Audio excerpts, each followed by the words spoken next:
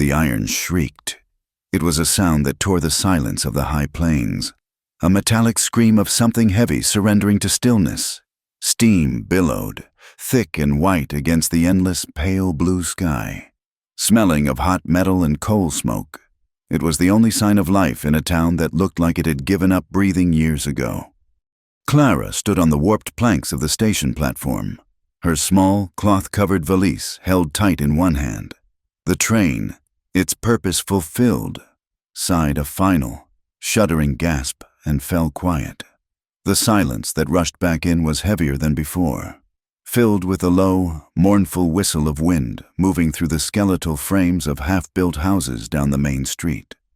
She was the only one who had stepped off. The town, if it could be called that, was little more than a wound in the dust. A single street, wide enough for a wagon to turn, was flanked by sun-bleached facades, a general store with a boarded-up window, a saloon with its bat-wing doors hanging crooked, a livery that smelled of old hay and emptiness. The place was called Endurance. It felt like a cruel joke. Clara waited. She had come prepared for a simple man, a hard life. The letters, brief and penned in a blunt, simple hand, had promised a small ranch, a new start. The photograph had shown a man with a stiff collar and a hopeful, nervous smile. His name was Arthur. He was to meet her here. The station master, a man with a face like dried leather, had glanced at her once, then gone back to his telegraph key, its rhythmic clicking the only heartbeat in the room. The sun, a merciless white eye, began its long climb. Clara moved to a small patch of shade cast by the station's overhang. The heat pressed against her calico dress, and a fine layer of grit settled on her skin, in her hair, on her eyelashes. She waited. An hour passed, then 2. The heat baked the hope right out of her. Her body ached. A deep, familiar throb high in her legs and low in her back that had been her constant companion for months. It sharpened when she sat too long, and sharpened when she stood too long. She shifted her weight, biting her lip against the discomfort. A freight wagon rumbled past, the driver not even bothering to look at her. She was a piece of luggage left behind. Finally, as the sun began its cruel descent, painting the bruised-looking hills in shades of orange and violet, the station master emerged. He did not look at her, but at the valise by her feet. "He ain't comin'," the man said. His voice was flat, like the land around them. Clara's heart seized. "Pardon?" "Arthur Dean, the man who paid your ticket." He finally raised his eyes, and they were empty of pity. "He rode out 3 days ago. Cleared his account at the general store. Sold his claim." "Sold, but he sent for me the contract." Her voice was a small, dry whisper. The man shrugged, a gesture that dismissed her entire existence. "Happens. Men change their minds. Or maybe he just wanted a ticket paid for a man heading east. Either way, he ain't here, and he ain't coming back." He spat a brown stream of tobacco juice into the dust, turned, and went back inside his office. The click of the telegraph key resumed. She was alone, utterly, terribly alone. The small amount of money she had was sewn into the hem of her dress, barely enough for a meal, let alone a ticket back to a place she could never return to. The ache inside her, the one of shame and physical hurt, pulsed with a fresh, cold terror. Panic was a living thing, clawing up her throat. She had to find shelter. Night was coming, and the cold on these plains was as sharp as the heat was dull. She picked up her valise and walked into the town. Her reflection in the grimy window of the general store showed a ghost, a thin, pale woman with eyes too wide for her face, her brown hair plastered to her head with sweat and dust. The only place that looked open was the boarding house. It was a tall, narrow building painted appealing gray, with a small sign that read, "Mrs. Gable's Rooms. Clean. No drummers." Clara climbed the 3 steps and knocked. Her hand was trembling. The door opened a crack, revealing a woman in a starched white apron. Her hair pulled back so tightly, it seemed to pull her eyes into narrow slits. "Yes?" The woman's voice was sharp. "Please, madam, I need a room. Just for the night. I can pay in the morning. I just need—" "Mrs." Gable opened the door wider, but blocked the entrance with her body. She surveyed Clara from head to toe. She took in the cheap dress, the single valise, the exhaustion, and the fear. Her gaze lingered, assessing. "Where's your man?" He was supposed to meet me at the train. He didn't come." A flicker of understanding and utter contempt passed over Mrs. Gable's face.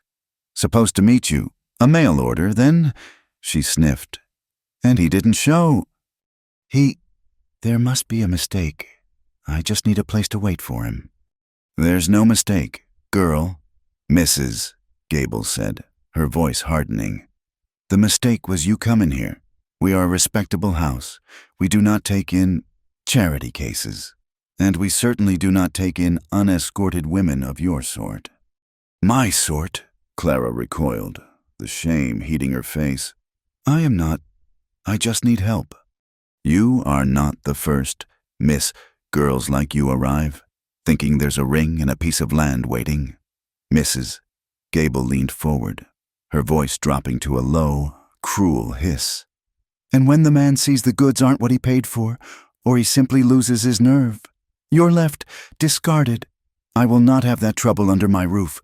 Go on, the saloon might have a place for you." She shut the door. The sound of the bolt sliding home was as final as a coffin nail.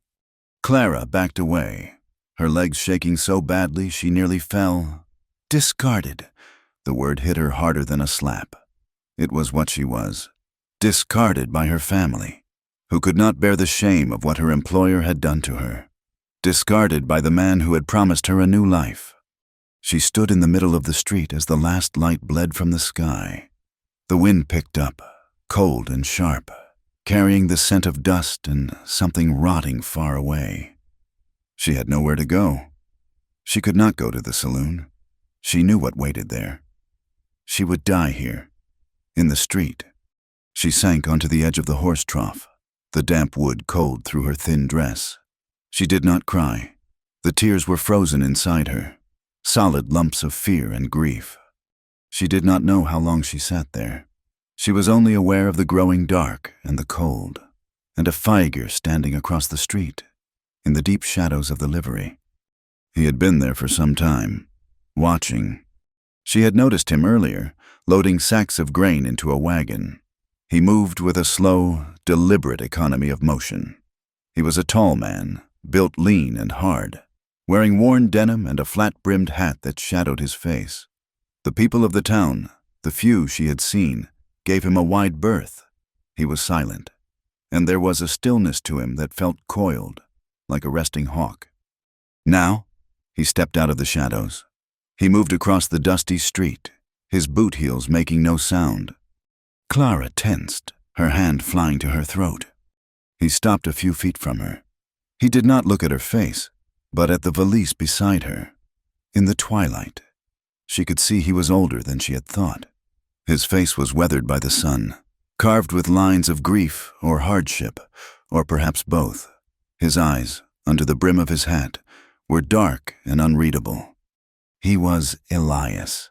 That was the name she had heard the station master mutter when the man had passed by earlier. Elias, a name spoken with a mix of fear and dismissal. His wife had died. They whispered, died hard, and he had not been right since.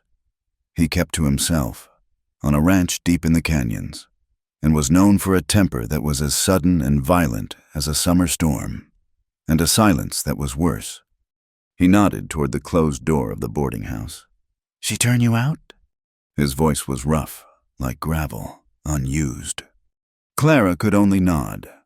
"Thought so," he said. He looked down the empty street, then back at her. He seemed to be weighing a problem, like a man deciding if a horse was worth the feed. "You got nowhere," he stated. It was not a question. She shook her head, the lump in her throat too big to speak past. He was quiet for a long time. The wind whipped a strand of her hair across her face, and she was too tired to brush it away. "I got a place," he said finally. "It ain't much. Old bunkhouse. It's dry. It's shelter." Clara looked up at him, her fear of the night warring with her fear of this man. He was dangerous. The whole town knew it, but the darkness was more dangerous. The cold was a certainty. "Where?" she whispered. "My ranch, 5 miles out." He gestured with his chin toward his wagon. "It's far from town. No one will bother you." He was offering her a roof, but he was a man, alone, and she was a woman, alone. She knew what that calculation meant. The shame of what she had already endured rose in her, a bitter taste. Her body was a broken thing, a source of pain and humiliation. I cannot pay," she said, her voice trembling. Elias looked at her, and for a moment, his eyes seemed to see right through her thin dress, right through her skin, to the bone-deep ache beneath. "I ain't asking for pay," he said, and his voice was flat. "I'm offering shelter. You take it or you leave it. The cold's coming." He was right. The air already had the bite of frost. She looked at his face, searching for a sign of deceit, of the same leering hunger she had seen in her employer's eyes. She saw nothing, just a vast, tired emptiness, as barren as the land around them. She was desperate. Desperation was a kind of courage. She stood, her knees weak. I accept." "Get in the wagon," he said, and turned. He did not offer her a hand up. He simply walked to his wagon, picked up her small valise as if it weighed nothing, and tossed it in the back. Clara climbed onto the hard wooden seat. Elias untied the horses, climbed up beside her, and with a low click of his tongue, set the team in motion. They moved past the dark saloon, past the last sad houses, and out into the immense, swallowing darkness of the prairie. The ride was silent. The only sound was the creak of the wagon wheels and the plodding of the horses. Clara held her arms wrapped around herself, trying to stop the shivering that had started deep in her bones. The pain in her body was a steady, radiating heat. She tried to sit in a way that didn't make it worse, but it was impossible. Elias did not speak. He kept his eyes on the trail, visible only to him in the faint starlight. After what felt like hours, he pulled the wagon to a halt. "We're here." She could see the dark shape of a small cabin, and farther off, a barn. He pointed to a low building set apart from the main house. "That's the bunkhouse. It's clean. There's a cot and blankets." He got down, retrieved her valise, and set it by the bunkhouse door. He pulled a key from his pocket and unlocked the heavy padlock. "No one's used it since my men left." He pushed the door open. The air that came out was cold and smelled of dust and old wool.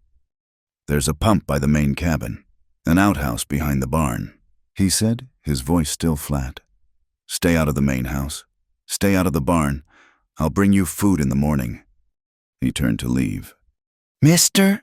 she called out, her voice thin in the vast night. He stopped, but did not turn. "Thank you," she said. He said nothing. He just walked away, his form disappearing into the darkness of the main cabin. The door shut with a quiet, final sound.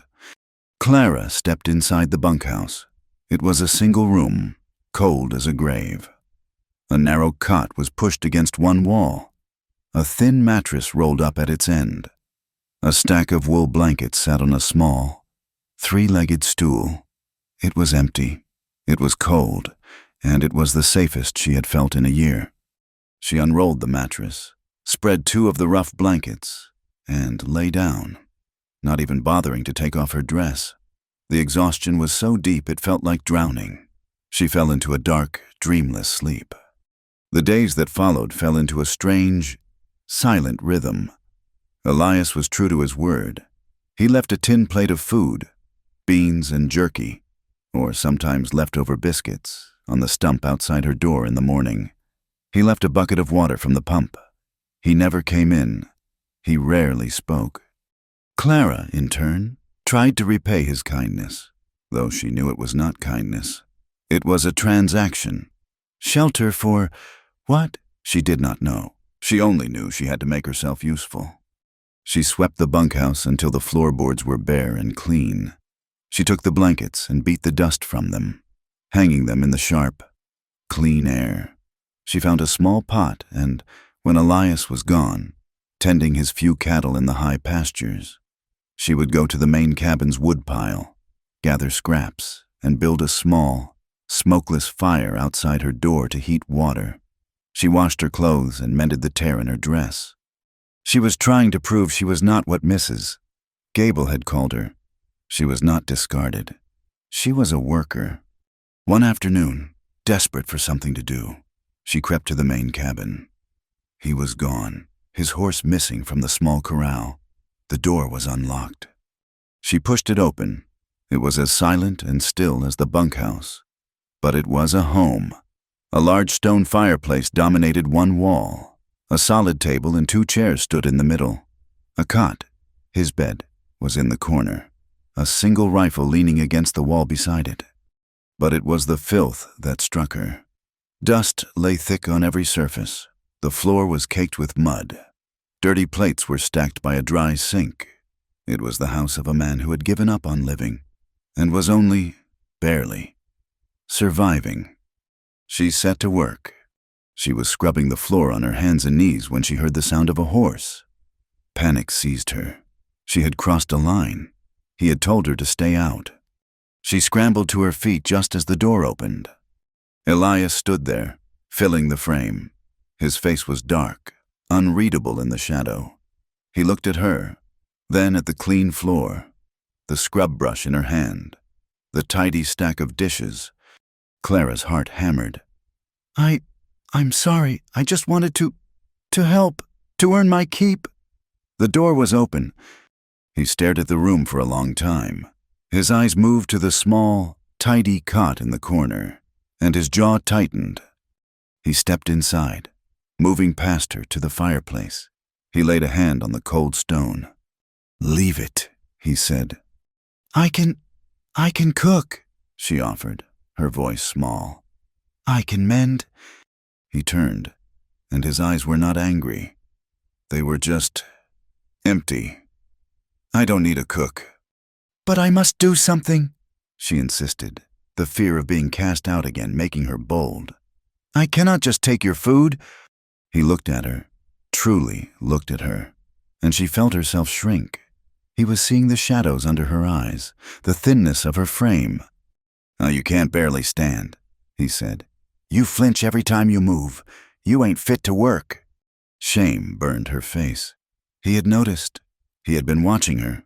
He saw her weakness, her brokenness. "I am strong," she lied. He just shook his head. "Don't," he said, and the word was almost soft. "Don't lie. I don't care about the lies." He nodded to the cabin.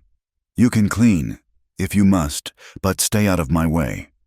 He walked past her and out the door. So she cleaned. She cooked. She brought a quiet order to his small, grieving house. She would make a stew and leave it on the stove for him. When he came in, long after dark, she would hear the scrape of a spoon against the pot from her bunkhouse. He never thanked her, but in the morning, the pot would be empty. She mended his shirts, her needle moving with a steady, practiced rhythm. She scrubbed his floors. She pulled the weeds from the small, dead garden near the porch, a garden that must have belonged to his wife. He spoke little. He watched her. His guarded eye missed nothing. He saw the way she favored her left side. He saw the way she would pause, her hand pressing against her stomach, her breath catching, when she thought he was not looking. He said nothing. Then the storm came. It came from the north, a wall of churning black cloud that swallowed the sun. The wind screamed first, a high, thin wail that turned into a physical blow. Then came the rain, not in drops, but in solid, wind-driven sheets. Clara was in the bunkhouse, the door barred, listening to the world tear itself apart. The small building groaned, the roof, old and brittle. Could not hold. A leak started, then another, a steady drip, drip, drip onto the floor. Clara moved her cot, but a new leak began directly over it. Rainwater, ice cold, splattered her face. She curled in the driest corner she could find. Her blankets pulled around her, but the wind found every crack. It was as cold as the grave again. She began to shake. It was not just the cold, it was the sound, the violence. It brought back the night she had been broken, the sound of her own screaming, the feeling of being trapped, helpless, while a storm of fists and pain tore her apart. She was shaking so hard her teeth chattered. She was crying, silent, desperate sobs that were stolen by the wind. The door was ripped open. Elias stood there, a lantern in his hand. He was soaked, his hat gone, his hair plastered to his head. The lantern light illuminated her, a small, wretched heap in the corner. He didn't speak. He walked in, grabbed her by the arm, his grip like iron, and pulled her to her feet. He grabbed her blankets and pushed her out the door. The wind nearly knocked her from her feet. The rain was like needles. He shoved her toward the main cabin, his hand on her back, shielding her as much as he could. He pushed her inside, into the warmth. A fire was blazing in the hearth. The cabin was dry and bright. He shut the door, and the roar of the storm was muffled, distant. "Sit!" he grunted, pointing to the hearth. She huddled on the floor, as close to the fire as she could get, wrapping the damp blankets around her. She was still shaking, the cold and the memory locked deep inside her. Elias did not sit. He stood by the window, staring out at the blackness. He had given her his home, but he kept his distance. He was a silent guard, trapped in the room with her. The hours passed. The storm did not lessen. Clara's dress slowly dried. The shaking eased, but the deep, internal ache remained. She could not sleep. She was too afraid, too raw. To keep her hands busy, she pulled a small sewing kit from her valise, which Elias had apparently retrieved, and took out one of his shirts. A button was missing. Her hands trembled in the firelight. She could not get the thread through the needle. She tried again and again, her frustration mounting, until she wanted to scream. Elias was watching. She felt his gaze on her, heavy as a blanket. She finally got the needle threaded and began to sew, her stitches small and uneven. She sat cross-legged on the floor, and the position sent a sharp, agonizing stab of pain through her. She winced, a small gasp escaping her lips. She stopped, pressing her hand low on her belly, her eyes screwing shut. Across the room, Elias's jaw clenched. She saw the muscle knot in his cheek. He looked away, back to the window, his hand gripping the sill so hard his knuckles were white. He asked no questions. He offered no comfort. The silence stretched, broken only by the wind and the crackle of the fire. Finally, the exhaustion of the day, the terror of the storm, and the constant throb of her pain overwhelmed her. The shirt slipped from her lap. Her head nodded. She was half in sleep, half in a waking nightmare. Her body slumped against the rough stone of the hearth. The shaking started again, a deep, internal tremor. She felt him move. He crossed the room in 2 strides. He did not touch her, not at first. He picked up a heavy wool blanket from his own cot and draped it over her shoulders, tucking it tight around her. His hand brushed her neck. His fingers were rough, calloused, but his touch was surprisingly gentle. She leaned into the warmth of his hand, a small, unconscious movement, like a plant turning toward the sun. She was so starved for a kind touch, for any human comfort, that her body betrayed her. She was not fully awake, trapped in the gray space between memory and the moment. She felt the safety of his presence, the heat of the fire, but all her body could speak was its truth. She whispered, the words barely audible, spoken into the folds of the blanket. "I've been aching so long down there." Elias went perfectly still. His hand, which had been resting on her shoulder, froze, the muscles locking. He did not pull away, but he did not move. He was a man carved from stone, trapped by her confession, his face a mask in the flickering firelight. The storm raged outside. Inside, the only sound was the fire. Elias remained frozen, his hand on her shoulder, holding her in the terrible, shared silence. Clara woke to the smell of wood smoke and the gritty feeling of wool against her cheek. She was on the floor of the main cabin, stiff and cold. The blanket Elias had given her tangled around her legs. The fire in the hearth was little more than a pile of glowing embers. The storm had passed. The silence of the morning was absolute. She sat up, her body protesting with a familiar, deep throb. Her face burned hot with shame. He was already gone. She scrambled to her feet, her hands flying to her hair, trying to smooth the wildness from it. She had whispered her most private, humiliating secret. The words hung in the cold air, even though he was not there to hear them again. "I've been aching so long down there." She wanted to run. She wanted to disappear into the hills, but there was nowhere to go. She folded the heavy blanket, her movements jerky and small, and placed it on the stool by the fire. She looked at his cot, a simple frame and a thin mattress, and felt a pang of guilt for having even considered it. The door opened, and she jumped, a small cry escaping her. Elias stood there, holding a pail. He did not look at her. He walked past her to the dry sink, poured some water into the basin, and splashed it on his face. He seemed not to have heard her cry. He seemed not to remember the night. "The bunkhouse roof is torn," he said. His voice was flat, matter-of-fact. He was talking to the wall. "The stovepipe is down. I can—" "Stay here," he said. It was not an invitation. It was an order. He picked up his rifle from beside his cot, checked the load, and walked back out, shutting the door behind him. Clara sank onto the stool, her knees weak. He had not mentioned it. He had not looked at her with pity, or worse, with disgust. He had simply ignored it. The relief was so profound it made her dizzy. She pretended, too. She pretended the words had never been spoken. She pretended she was just a guest, trapped by a storm. She set about making herself useful. She rebuilt the fire. She found his small stash of coffee beans, ground them in a small, rusty mill, and put a pot on to boil. She found flour and lard and made a poor batch of biscuits, her hands still shaking. When he returned hours later, he said nothing about the coffee or the food. He just sat at the table and ate 2 of the hard biscuits, his gaze fixed on the far wall. His care, however, did not stop. It became more visible, though it was still silent. The next morning, when she woke on her new bedroll, he had given her a canvas sack stuffed with straw, which she preferred to the floor. She found a plate of beans and salt pork waiting for her on the warm stove. She had not even heard him get up.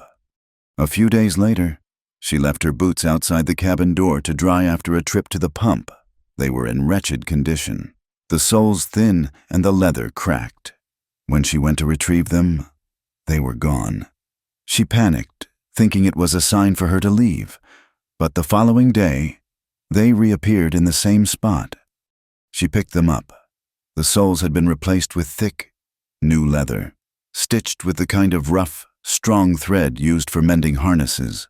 The cracks had been oiled and softened. She held the boots to her chest, her throat tightening. He had done this in the night, in the barn, working by lantern light, while she slept. He had not spoken of her pain, but he had mended the one thing that protected her from the hard, cold earth. Clara was not built for idleness. The shame of her abandonment, coupled with the silent charity of this man, was a heavy weight. She had to prove she was worth the food she ate, the roof over her head. She was not the discarded thing Mrs. Gable had named her. She began to work, ignoring the persistent, dull ache in her body. She scrubbed the cabin until the wood planks shone. She took his laundry to the creek and beat it clean against the rocks, her hands turning raw and red in the icy water. She tried to help in the barn. She found an axe and began to split the smaller pieces of wood for the stove. She was clumsy, the tool unfamiliar, but she was driven by a desperate need.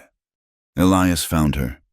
He came around the corner of the cabin and stopped, watching her struggle to lift the axe, her face pale with strain. He walked over, took the axe from her hands, and sunk it deep into the chopping block with a single, fluid motion. "Stop," he said. "I have to help," she insisted, her voice breathless. "I will not be a burden." "You're pushing yourself," he said, his voice rough. "You'll break in too. It does me no good to have to tend a broken woman." The words stung, though she knew he meant them as practical advice. Broken woman. "I am not broken," she whispered, her hands clenching at her sides. I am strong." He just looked at her, his eyes tracing the pain she could not hide. "No," he said, not unkindly. "You ain't, not yet. Go inside. The work ain't going nowhere." He turned back to the woodpile, and the rhythmic crack of the axe-splitting timber was the only sound. She retreated to the cabin, her hands trembling with frustration and a familiar, cold shame. He was right. She was not strong. She was damaged. The memory rose in her, sharp and unwanted, as it often did when she was tired or in pain. It was not a soft, blurry thing. It was a series of sharp, clear pictures. The scent of her employer's cigar, thick and sweet, Mr. Silas Croft, a man with a heavy gold watch chain and hands that were always damp. His wife was in Boston, visiting her sister. Clara was mending a tear in the parlor curtains. The door was locked. A thick hand, smelling of tobacco and ledger ink, clamping over her mouth, her scream, swallowed by the heavy velvet drapes. It was not a fight. It was a surrender. It was the tearing of cloth, the shattering of something deep inside her. Afterward, he had tossed a few coins on the floor, as if she were a girl in a saloon. But the worst part was not the act. It was what came after. The family shame. She had told her mother, who had wept. She had told her father, who had turned a mottled, furious red. But his fury was not for her. "You let him?" her father had demanded, his voice a low hiss in their small, respectable parlor. "You have ruined us. Clara, you have ruined the good name of this family. No decent man will have you now." He was a man who cared only for the good name of his small shop, for the opinions of his neighbors. Her mother, wringing her hands, had only said, "What will people say? Oh, Clara, what will people say?" She was an infection, a stain. The mail-order bride advertisement in a week-old newspaper had been her father's solution. A man out west, a man named Arthur Dean who would not know her story, a man who would take her far away, where her shame could not touch them. They had put her on the train with a new dress and a small valise, their faces masks of cold relief. Her escape. And now she was here, abandoned again, damaged. She pressed her hands against the low, persistent ache in her body. The doctor her father had taken her to, a rough man with cold hands, had used that word first. He had examined her, his touch impersonal and bruising, and had declared her damaged. He'd said she might never carry a child. She had been sold, and the buyer had returned her to the shelf. She was stirring a pot of thin stew when the horse arrived. It was not Elias's. A man in a dusty suit, wearing a deputy's star, dismounted and knocked on the cabin door. Elias came in from the barn, wiping his hands on a rag. "Elias," the deputy said, not unkindly. "Got a summons for you. Judge wants you to testify. The land dispute with the Barringtons. He's hearing it tomorrow." Elias's face darkened. He took the folded paper, his jaw working. "You know they want your water, Elias," the deputy said, lowering his voice. "The Barringtons are saying that spring on your North Ridge belongs to their claim." "The spring is on my land," Elias said, his voice a low growl. "My wife's father dug that well." Just tell the judge that, the deputy said, shrugging. 10 o'clock. He mounted his horse and rode away. Elias stood by the door for a long time, the paper in his hand. He was hated in town. Clara knew this. He was a man who held land and water and refused to sell. In a time of drought, holding back water made you an enemy. I'll stay here, Clara said, her voice small. I won't be any trouble. Elias looked at her, then at the empty expanse of the ranch. He seemed to realize for the first time that leaving her was a risk. He was a marked man, and she was associated with him. No, he said. You come. It ain't safe here. He turned and went to the barn to ready the wagon. He was not asking her. He was telling her. And a small, strange part of her was relieved. She would not be left behind again.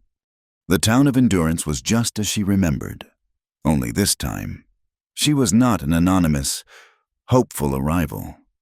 She was Elias's property. They pulled the wagon up the main street, and the town stopped to watch. Faces appeared in windows. Men stopped talking outside the saloon. Clara sat on the wagon seat, her back straight, her mended boots crossed at the ankles. She kept her eyes fixed straight ahead, but she could feel the stares. They were like insects crawling on her skin. She heard the whispers. That's him, the water hoarder. Keeps to himself, mean as a snake. And look, he's got that returned bride with him, the one Dean sent packing. Took her in, he did. Wonder what he's paying her for. The women were the worst. Misses. Gable stood on the porch of her boarding house, her arms crossed, her face a mask of sour judgment. She spat on the ground as they passed. Elias stopped the wagon outside the land office, which served as the town courthouse. Stay here, he said. He looped the reins and went inside, his back rigid. Clara was left alone, a spectacle for the town. She tried to make herself small. After a few minutes, a group of children, grimy and bold, crept closer to the wagon. They circled it, like coyotes. One of them, a boy of about 10, picked up a pebble. That's the returned one, he yelled. Arthur didn't want her, another one shouted. Send her back! They laughed, a high, cruel sound. The boy threw the pebble. It struck the wagon bed with a sharp thwack. Clara flinched, biting her lip so hard she tasted copper. Leave her be, a voice called. It was the shopkeeper from the general store, Mr. Hames. The children scattered. Clara looked at him, her heart flooding with gratitude. He nodded at her, his face grim, and went back inside his store. Maybe, she thought, maybe there was some kindness here. Elias was taking a long time. The shame of sitting there, being stared at, was becoming unbearable. She needed something. She needed to do something, to look like she had a purpose. She saw a bolt of blue calico fabric in the window of the general store. She could buy thread. She could make herself a new apron. She took a deep breath, climbed down from the wagon, and walked into the store.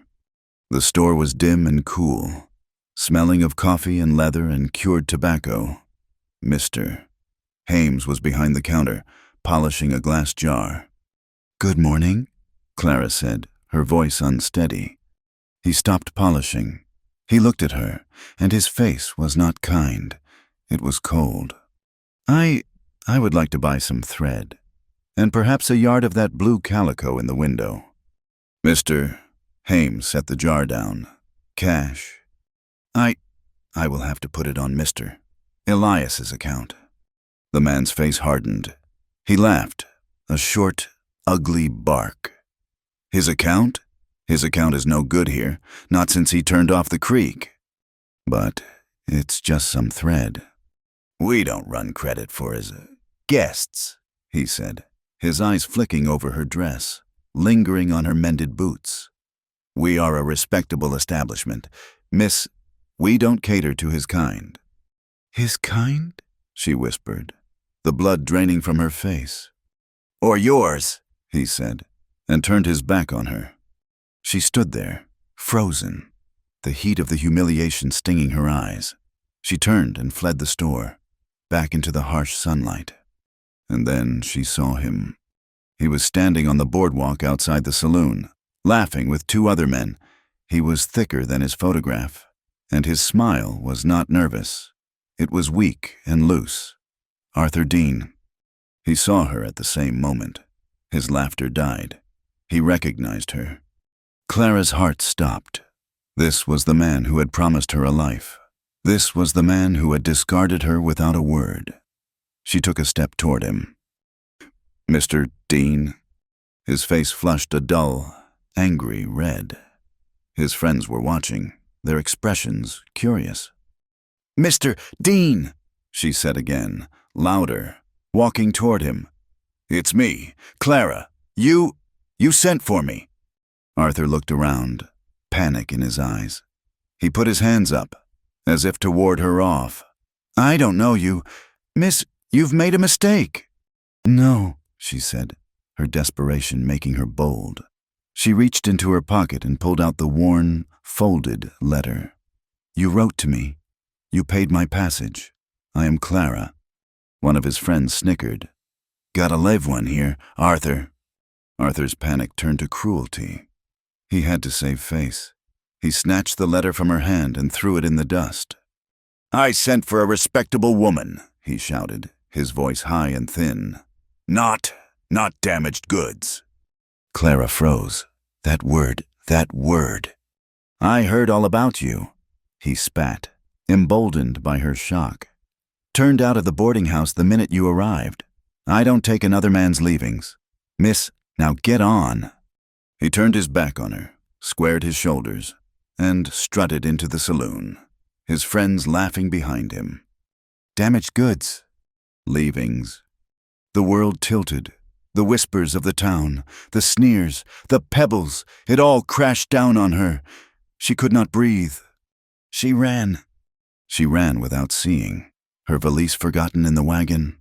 She ran past the land office, past the livery, her boots kicking up dust. She ran until her lungs burned and the ache in her body was a blinding fire. She found herself at the edge of town, by the small, wind-blasted church.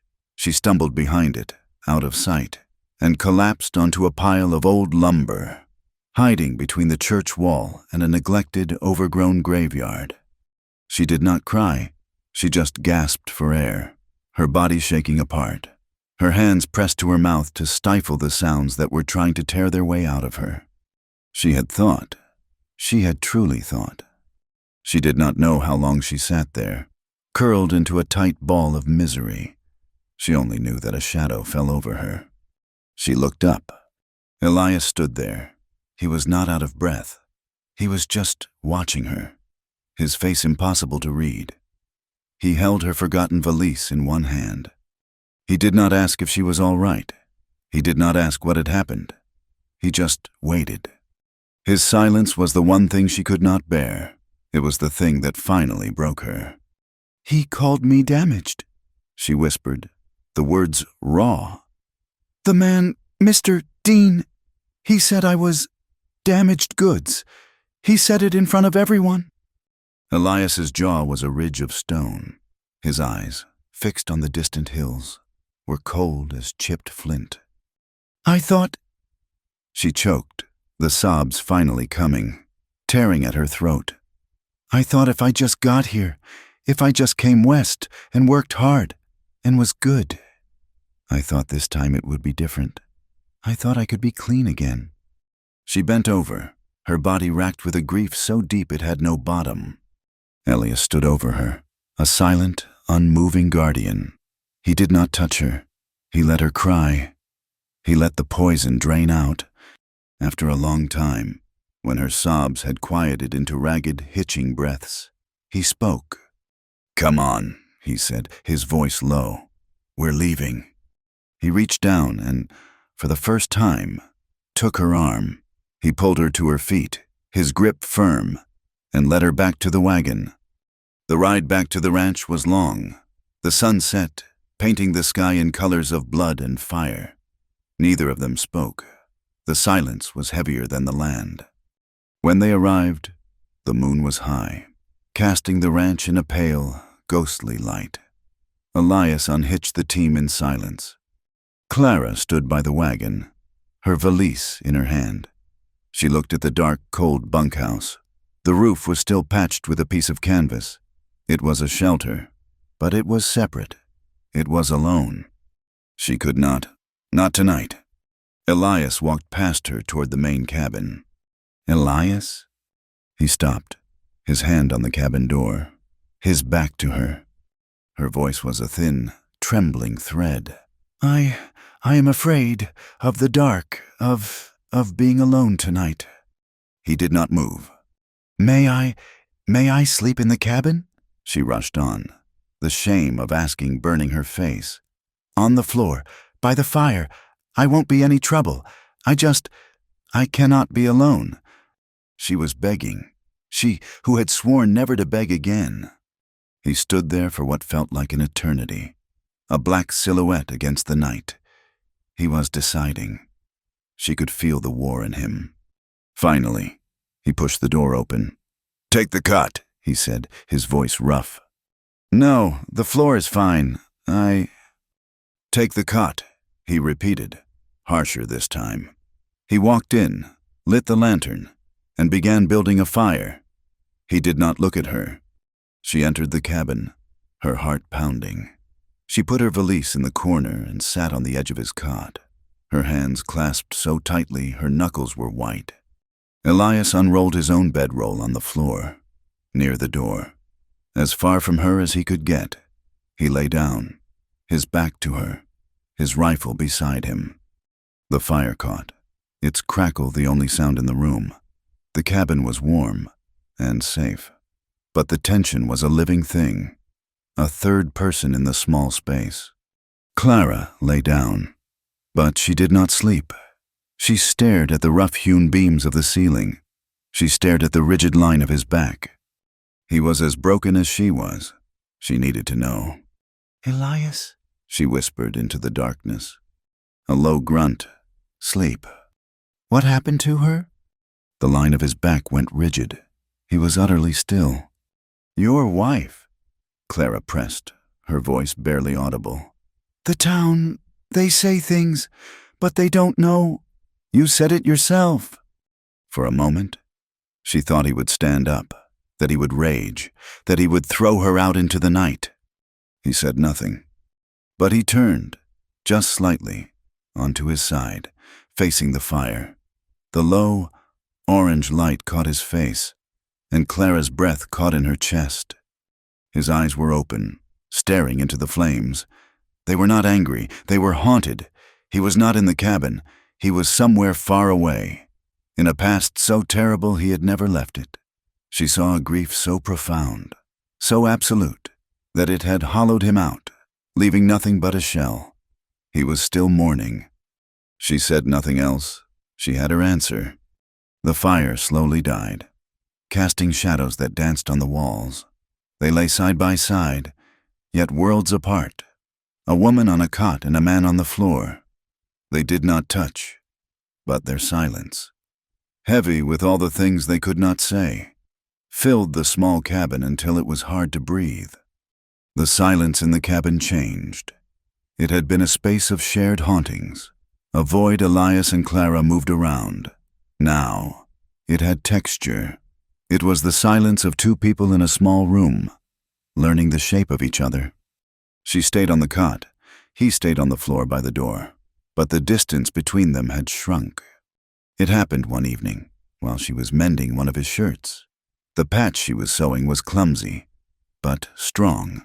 She was concentrating, her tongue caught between her teeth, when she remembered something. "We had a pig, once," she said, her voice small. Elias, who was oiling a piece of tack, paused. He did not look up. "His name was Barnaby," she continued, a tiny smile touching her lips. "My brother told me he was going to a new farm, where he could be with other pigs. I made him a necklace of daisies. I cried for a week." She shook her head, her needle slowing. I was so angry when I found out we had eaten him for Sunday dinner. I refused to speak to my father for a whole day." She let out a small, rusty sound. It was barely a chuckle, but it was unmistakably a laugh. The sound was so foreign in the small cabin that it seemed to hang in the air. Clara's hand flew to her mouth, her eyes wide, as if she had broken a rule. Elias stopped his work. He looked at her, truly looked at her. The smile faded from her face, but the memory of it remained. He said nothing, but he did not look away. He just watched her, his expression unreadable, and then, slowly, went back to his work. But she had broken a seal. The story started to come, small and careful, like seeds planted in dry ground. She told him about the creek behind her house, how she used to catch tadpoles in a jar. She told him about the apple tree she would climb to read stolen copies of adventure novels. She never spoke of her parents, or of Mr. Croft, or of the time just before she came west. She only spoke of the girl she had been, a person she had almost forgotten. Elias was her silent audience. He would grunt in acknowledgement, or nod, but he never offered stories of his own. He just listened, and in his listening, she began to feel less like a ghost. One morning, he met her at the cabin door as she was heading to the woodpile. He was holding his rifle. "Come on," he said. "Where?" "You live on a ranch. You need to know how to ride, and you need to know how to shoot. I can't be everywhere." The implication hung in the air. "It is not safe here." He took her to the corral. He had a small, gentle-looking mare saddled. "This is Bess. She's old. She won't spook." Clara looked at the horse, then at the height of the saddle. It seemed a mile high. I don't know how." "I know," he said. "That's why I'm teaching you. Put your foot here. Swing your leg over." She tried. The movement sent a sharp, familiar pain through her lower body. She gasped and fell back. "I can't," she said, her face pale with the pain and the humiliation. Elias's jaw tightened. He had seen her wince. He said nothing about it. "Try again," he said. "Use the fence." This time, she managed to haul herself into the saddle. She sat there, perched and terrified, her hands gripping the pommel. "Let go," he said. "Take the reins." He was a patient teacher, but a demanding one. His instructions were short, blunt. "She ain't a plow. Don't pull so hard. Feel her mouth. Don't fight her. Look where you're going, not at the ground." She learned slowly. Her body was stiff, still healing in ways she could not see. Every jolt was a trial. But every day, she went out. She learned to walk the horse, then to trot. She felt a small, unfamiliar flicker of power, of freedom. She was no longer trapped in the small circle of the cabin. Then came the rifle. He set up a row of tin cans on a fence post 50 yards away. He handed her the heavy Winchester. It felt cold and brutal in her hands. "It's too heavy," she complained, her arms shaking. "It's supposed to be," he said. "It's not a toy. Settle the stock against your shoulder. Tight." She did as he said. He showed her how to line up the sights. "Breathe out," he said. "Squeeze the trigger. Don't pull it." She shut her eyes and pulled. The rifle exploded. The kick was a solid, violent punch that knocked her backward, sending a bloom of pain through her shoulder. The shot went wide, kicking up dust 10 feet to the left. "I told you not to pull," he said, his voice flat. "And open your eyes. You can't hit what you can't see." She tried again and again. Her shoulder ached. Her ears rang. She was afraid of the noise, of the power. She missed every time. "I can't," she said, tears of frustration in her eyes. "It's no use." Elias took the rifle from her.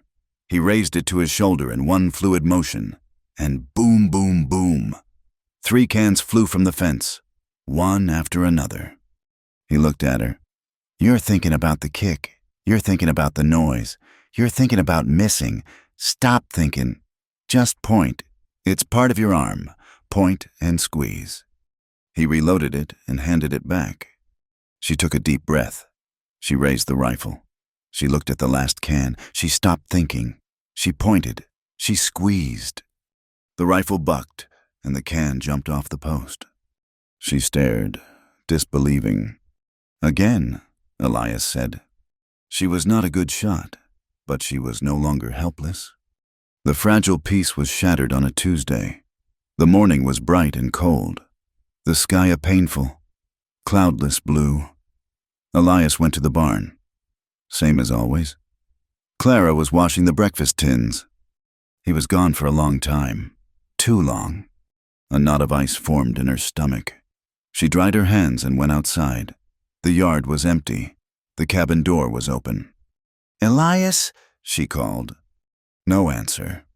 She walked toward the barn, her mended boots crunching on the hard-baked earth. "Elias?"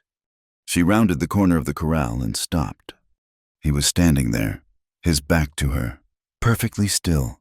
He was looking at something on the ground, just inside the fence.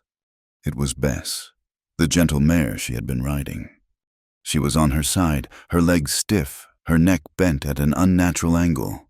A dark, sticky foam caked her muzzle. Her eyes were wide, staring at the blue sky. "Oh," Clara whispered. "Oh, no, Bess." Elias did not move. He was a man carved from the same rock as the canyons around them. Clara took a step closer.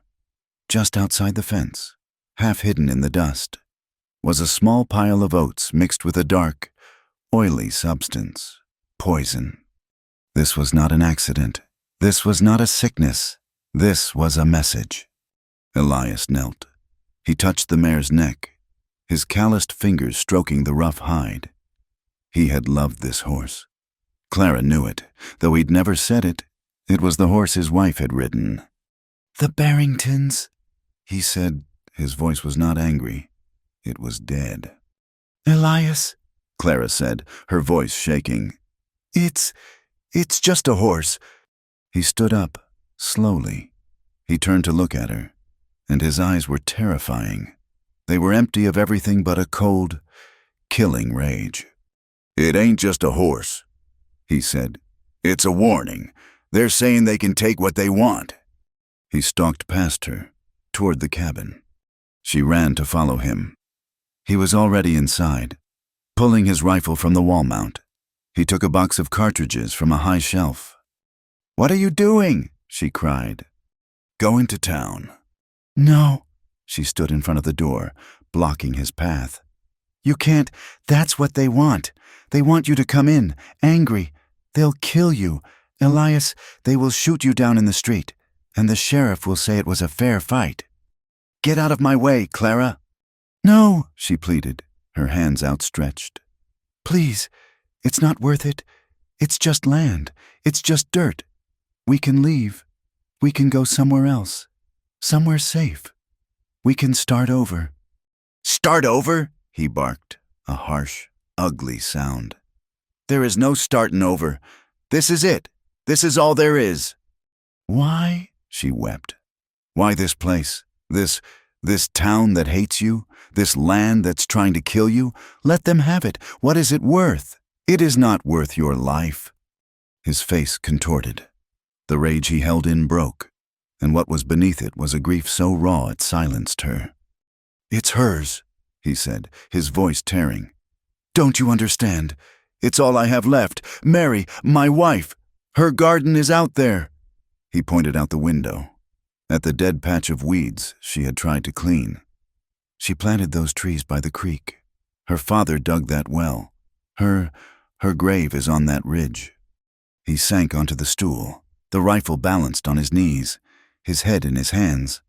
"They think I'm holding the water, but I'm just holding her. If I let this go, if I leave, it's like burying her all over again. I will not leave her." Clara stared at him. The fight drained out of her, replaced by a deep, aching understanding. He was bound to this land by a ghost. He was as trapped as she was. She had to make him see. She had to show him a fear that was greater than his grief. She walked over to her cot and picked up her small valise. she began, very calmly, to place her few belongings inside, her spare dress, her sewing kit. "What are you doing?" he asked, his voice muffled. "You're right," she said, her own voice shaking so hard she could barely speak. "We can't leave. You can't." She turned to face him. The confession she had held back, the last, deepest, darkest part of her shame, rose to her lips. "You think I'm just scared of them," she said, her voice a low, desperate whisper. "You think I'm scared of them killing you. I am, but it's not. That's not all." She sat on the cot, her hands twisting in her lap. You know what happened. You heard me?" "I heard," he said, not looking up. "You didn't hear all of it," she said. "The man who did it, Mr. Croft. He was my employer, a rich man, a respected man." She told him everything. The locked door, the smell of his cigar, the sound of the clock ticking in the hall while he... "He hurt me," she said, the words small and dry. "He hurt me very badly, not just the once. When he was done, he told me that I should be grateful, that he was teaching me what a woman was for." She was weeping now, the tears falling hot onto her hands. "My family, they didn't believe me, not really. They said I must have encouraged him. My father said I had ruined the family name. He sold me, Elias. He sold me to Mr. Dean just to get me out of his house, just to get the stain out of his sight." Elias was motionless. "Before I left," she choked, "my father, he made me see a doctor to make sure I was whole for my new husband." She laughed, a sound that was more of a sob. "The doctor, he said I was damaged. He said Mr. Croft had torn things. He said I might not ever be able to carry a child." She looked at him, her vision blurred by tears. She had laid her last, most shameful secret at his feet. She was damaged goods. She was barren. She was worthless. "So you see," she whispered, "it doesn't matter if I go or if I stay. It doesn't matter if they kill me. I'm already worthless. I just don't want to see them kill you, too." She waited for him to turn away. She waited for the look of disgust, of pity, of dismissal. Elias was silent for a long time. The only sound was her own ragged breathing. Slowly, he stood up. He walked to the stove and picked up the coffee pot. He poured a cup, his hand perfectly steady. He did not drink it. He just held the warm mug. He turned to face her. His eyes were not full of pity. They were clear and hard and focused. "You were hurt," he said, his voice flat. "That was not your sin. That was his." She stared at him. "And that doctor," he continued, "he's a fool. He talked about you like you were a piece of the livestock, a brood mare." He took a step toward her. "If you can't have children," he stopped, searching for the words, "then no man has any right to claim what you give. It's just yours, to give or to keep. It ain't for bargaining." She looked at him, the tears stopping on her face. He had not seen her as barren. He had seen her as free. He had taken the word damaged and turned it into hers. He had given her back the one thing she thought was stolen forever, her own body. A feeling so strong, so overwhelming, rose in her chest that she could not name it. It was gratitude. It was relief. It was a sudden, piercing, desperate affection. Before she knew what she was doing, she was off the cot. She crossed the small space between them, stood on her toes, and pressed her lips to his. It was not a long kiss. It was chapped lips against chapped lips. It tasted of coffee and salt. It was soft and desperate and brief. She pulled back, her face burning, terrified of what she had done. Elias had not moved. He had not kissed her back, but he had not pulled away. He just looked down at her, his eyes dark, his expression unreadable. Something had shifted. The air in the room was different. It was no longer two people. It was one. The town did not let them forget. The story of the dead horse, and Elias's refusal to retaliate, was read as weakness. The gossip, already rancid, found new fuel. Clara had not been to town since the day Arthur Dean had denied her. She did not intend to ever go back, but the town came to her. It came in the form of a black buggy, rattling up the path on a Sunday morning. "Someone's coming," Elias said, moving to the window. Clara looked. A thin man in a black suit was tying his horse to the fence. "Reverend Gideon," Elias said, his voice low and hard.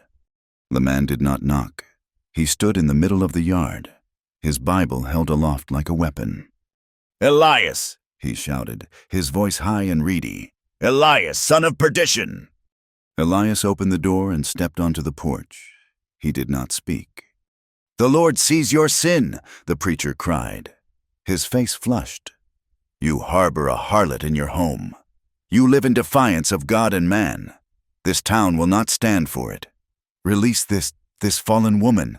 Send her away before she brings judgment down upon us all." Clara, watching from the crack in the door, shrank back. Harlot, fallen woman. The words were like stones. She felt dirty, her shame returning full force. Elias just looked at the man. His voice, when he spoke, was dangerously quiet. "This is my land, Gideon." "This is God's land," the preacher shrieked. "And you are defiling it with your lust." "Then you tell God to get off it," Elias said, "and you get off it too." He turned his back and went inside, shutting the door. Reverend Gideon stood there, sputtering, his face purple. He screamed a final curse about fire and brimstone, then scrambled into his buggy and rattled away. Clara sank onto the stool, her hands shaking. He thinks I'm—" "I don't care what he thinks," Elias said, his back to her. But Clara cared. She was a prisoner now, not just of the town's hatred, but of her own shame. She stopped going for walks. She stopped practicing with the rifle. She just stayed inside, cleaning and mending, her face pale and her eyes downcast. The laughter was gone. The silence returned to the cabin, but this time it was a cold, heavy thing. One night, Elias sat watching her. She was sewing by the firelight, her face drawn, her movements small and tight. He saw the woman he had seen at the train station, hopeless and hollowed out. "Clara," he said. She looked up, startled. "The stage comes through Endurance on Friday. Heads to Cheyenne. I got some money saved. It's enough for a ticket, enough to get you started." She stared at him, her needle frozen in the cloth. You're sending me away." The preacher had won. "No," he said, his voice rough. "I'm telling you that you can go. This ain't your fight. The Barringtons, this town, that fool preacher. That's my trouble. I brought you into it. You don't owe me nothing. You can leave." He was giving her a choice. Her father had sold her. Arthur had abandoned her. The town had condemned her. And Elias was setting her free. She looked at this hard, silent, broken man who had taken her in when she was nothing. He had seen the absolute worst of her, heard her deepest shame, and he had not flinched. He had mended her boots. He had taught her to shoot. He had told her she was not damaged. She thought of the cold, empty street in Endurance. She thought of the long, lonely ride to Cheyenne. She thought of a life of running from what she was. She stood up. She walked across the cabin, not to the door, but to him. He was still sitting at the table, his gaze fixed on the floor. She was terrified, but she was more terrified of leaving. She reached out her hand, slowly, and laid it on his forearm. His entire body went rigid. He looked at her hand, lying on the rough denim of his sleeve, as if it were a hot coal. "I know," she whispered, her voice thick. "I know I can go." She met his eyes. But I've never had someone ask me to stay either. Elias did not move. He just looked at her face, then down at her small hand on his arm. He did not pull away. He did not say a word. He just let her touch him, and in the firelight. For a moment, the haunted look in his eyes was gone. He was just a man, and he was not alone. A small fire burned in the hearth. It was no longer a desperate, smoking blaze against the cold, but a low, steady pulse. It was the heart of the cabin, and the cabin, which had been a box of grief and silence, had begun to feel like a home. Clara was singing. It was not a performance. It was a sound as unconscious as her own breathing, a low, soft hum that sometimes formed into words, a half-remembered hymn about a lost sheep, a song her grandmother had sung while kneading dough. She was stirring a pot of stew. The simple movements of her body, easy and sure, the ache, the deep, constant throb that had defined her, had faded. It was not gone, but it was distant, a shoreline she had finally left behind. Elias sat at the table, mending a bridle. His hands, which she had only ever seen clench or grip, moved with a surprising, careful grace.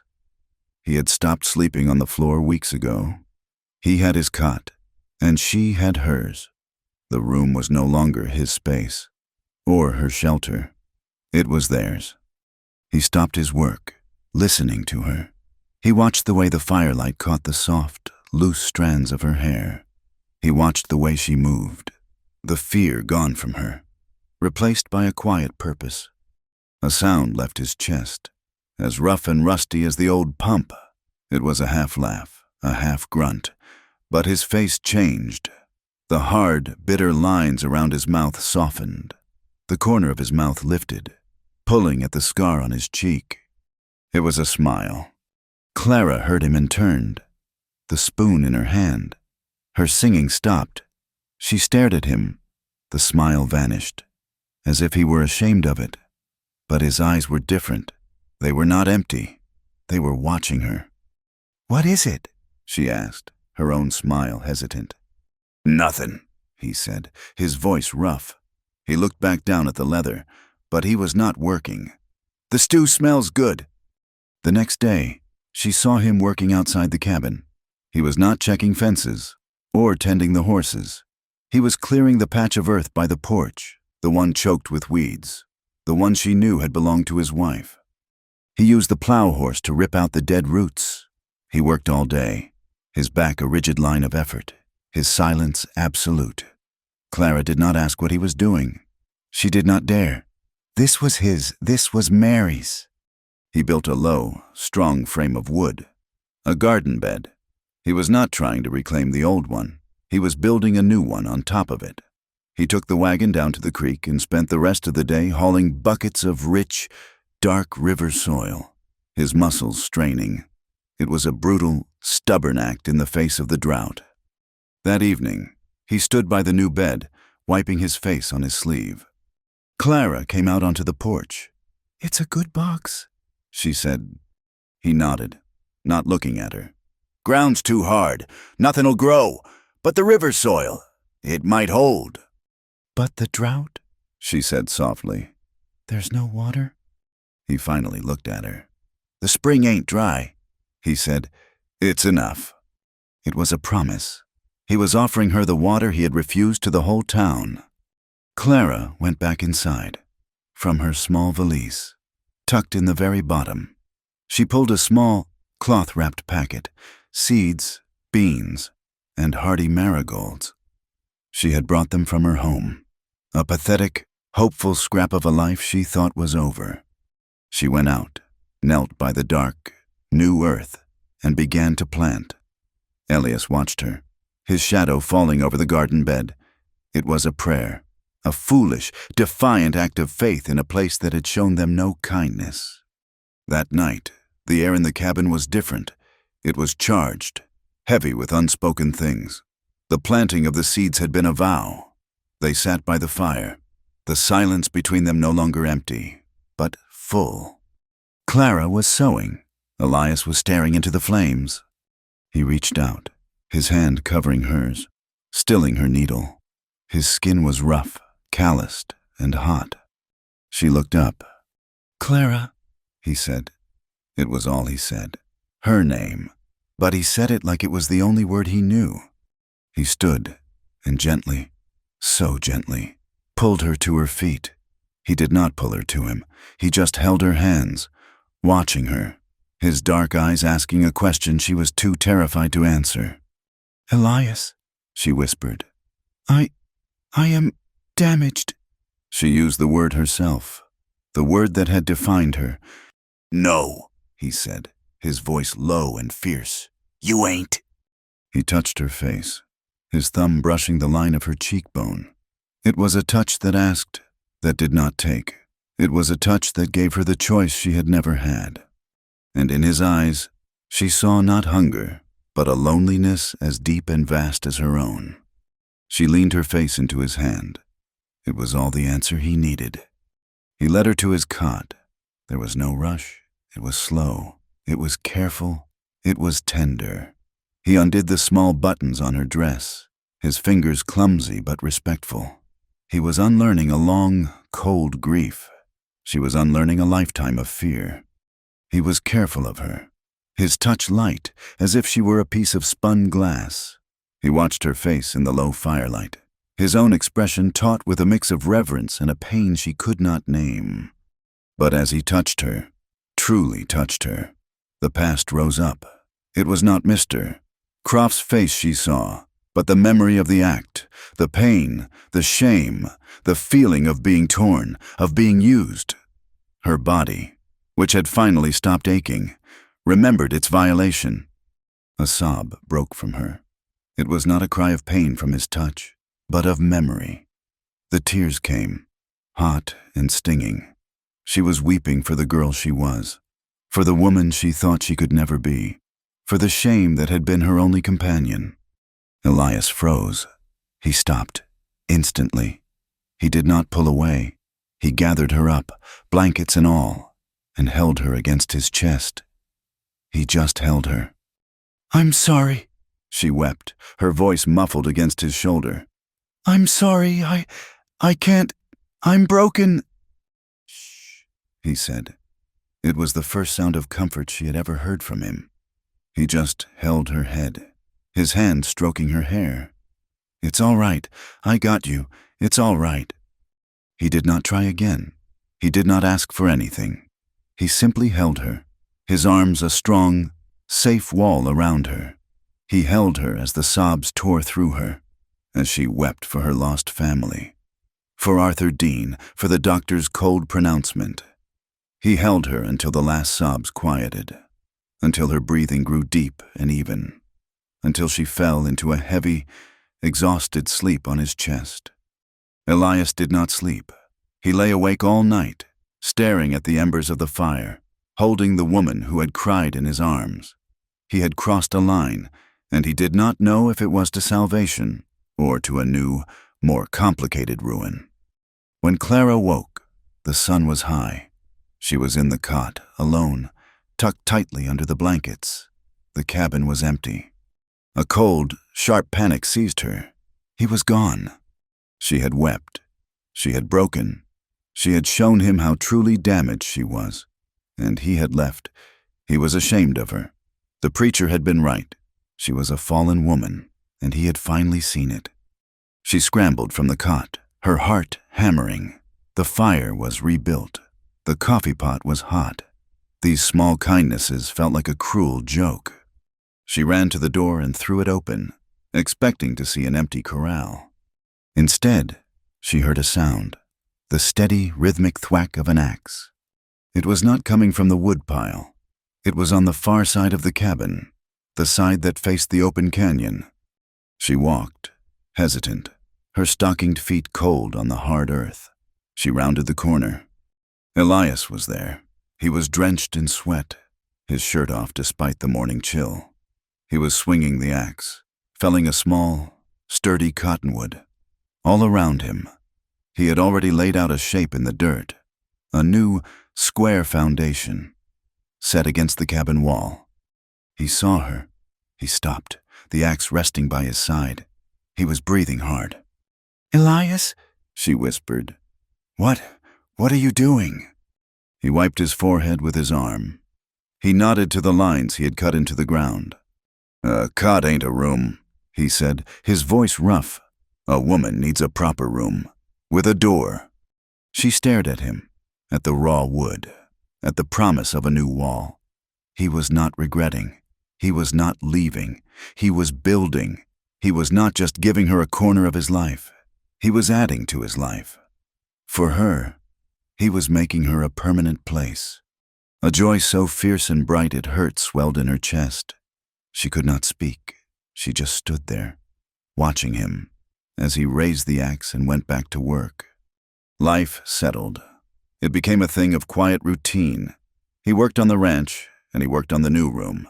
She cooked, and she tended the small, hopeful garden. The seedlings had pushed through, stubborn green leaves in the dark soil. The room was framed, a skeleton of their future. It was a good time. It was the best time. And that was when they came. It was night. They had just finished supper. Elias was cleaning his rifle, and Clara was reading from the one book she owned, a quiet, domestic peace. Then came the sound. Horses. Not one rider, but many, coming hard. Elias was on his feet before the first shout.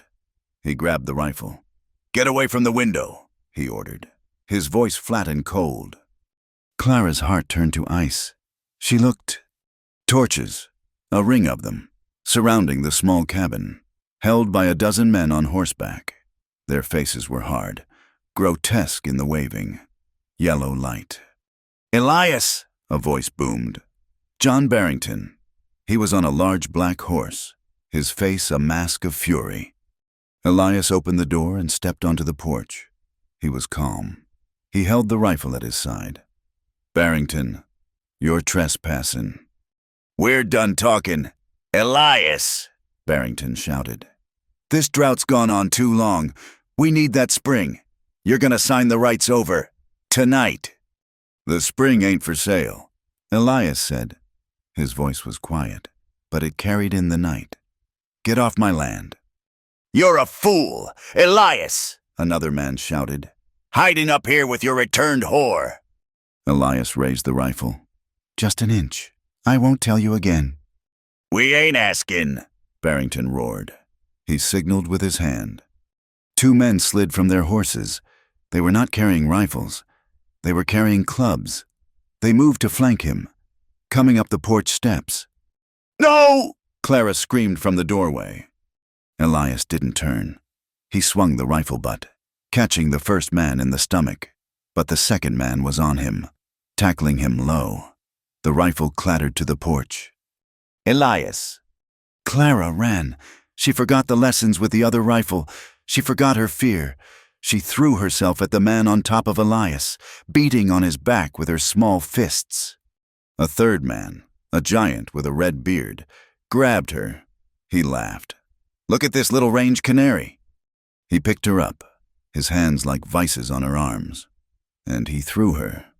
She landed hard in the dirt, the breath knocked from her body. She crashed into the new garden bed, her shoulders striking the wooden frame. The small, hopeful plants were crushed beneath her. She gasped for air, her ribs screaming. She could only watch in horror. They dragged Elias into the center of the yard, into the ring of torchlight. They did not shoot him. This was not a killing. This was a lesson. They beat him. They used their fists. They used their boots. They were methodical, brutal. Elias did not make a sound. He curled into himself, protecting his head, a silent, unmoving rock against their hatred. "That's enough," Barrington said finally. The men stepped back, breathing hard, spitting. Elias was a heap on the ground. He was not moving. Barrington looked down at him, his face full of contempt. "Think on it. Elias, we'll be back in 3 days. You sign, or we burn this place to the ground, and we'll start with her." He motioned with his chin toward Clara. He wheeled his horse. The men laughed. They threw their torches to the ground, where they sputtered in the dirt. They were not burning anything, not yet. They rode away, their laughter swallowed by the canyon. The yard was dark again. The only sound was the wind and the smell of smoke. Clara pushed herself up. Pain shot through her side, but she ignored it. Elias! She crawled to him. He was a mass of blood and dirt. His face was unrecognizable. Elias, please! He groaned, a low animal sound.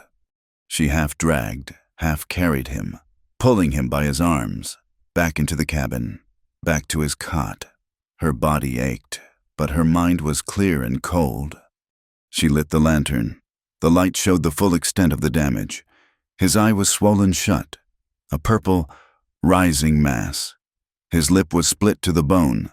A deep, long cut on his forehead was pouring blood.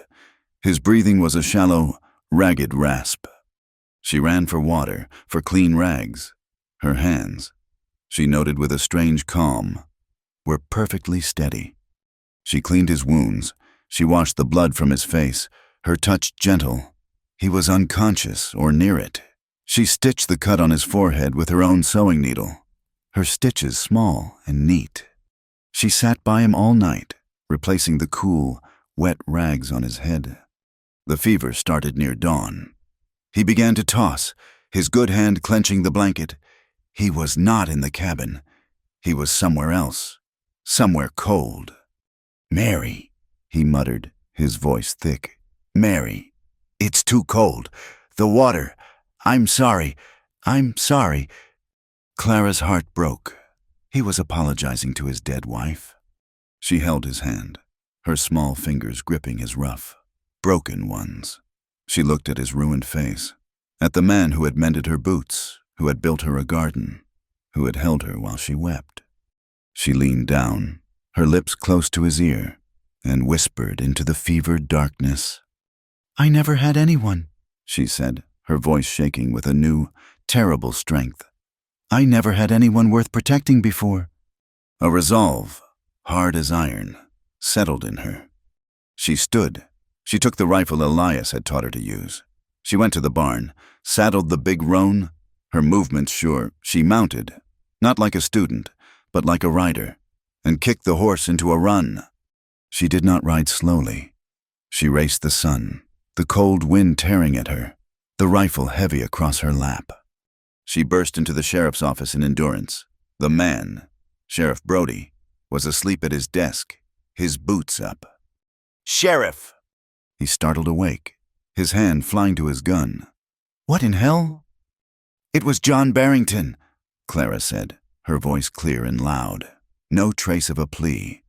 He and a dozen men, they came to the ranch. They beat Elias. They're going to kill him. Brody sighed, rubbing his face. Now, miss, you're that woman from Elias's place. My name is Clara, she said, her voice like ice. And I am telling you a crime has been committed. You will arrest him. Arrest John Barrington? Brody laughed. On your word? Miss, that's a water dispute. Men get rough. Elias should have sold. They threatened to burn my home. They threatened me. They beat a man half to death. Is that not your business? I don't have proof, he said, turning his back on her. I just have the word of a interested party. You go on home. Tell Elias to sign the papers. It's the smart play. She stared at his back. The law was not asleep. It was bought. She turned and left. She ran down the street to the doctor's office. She hammered on the door. Dr. Hemlock opened it, his hair wild, his face sour. What is it? It's Elias, she said, breathless. He's hurt. The Barringtons. He's been beaten. He has a high fever. The doctor's expression softened, just a little, with a weary pity. Ah, hell. That stubborn fool. I knew this was coming. I need medicine. For the fever. And for the pain. Please. He's in a bad way. The doctor looked at her, at the desperation, at the blood on her sleeve that she hadn't noticed. He sighed, went inside, and returned with a small brown bottle and a paper packet. Laudanum, he said, holding the bottle. For the pain, a few drops, no more. It's poison in a high dose. He handed her the packet. Quinine, for the fever. Boil it. It's bitter as sin, but it might work. Clara reached for them, her hands trembling. Thank you. He held on, his gaze steady. Girl, listen to me. This won't save him. Not from them. You're on the losing side of a war you can't win. Elias is a lost cause. He's tied to a grave on that hill, and he's going to drag you right into it. Take this medicine, but then you take the next stage out of here. Clara snatched the medicine from his hand. He is not a lost cause, she said. She ran back to the horse, her heart a cold, hard stone of purpose. She mounted and rode out of town, not as a victim, but as a soldier. Elias survived. It was not a given. For 3 days, he was a stranger, a man lost in a red haze of pain and fever. Clara did not sleep. She was a general holding a failing line. She boiled the bitter quinine, forcing the liquid past his cracked lips. She measured the laudanum, drop by drop, with a trembling, fearful precision.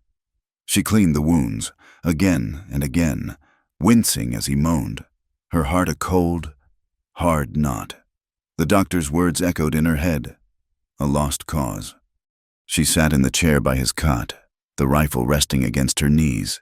She watched the yard, her eyes burning from exhaustion, waiting for the shadows to move, waiting for Barrington and his men to return. The third day, the day of their deadline, dawned bright and empty. They did not come.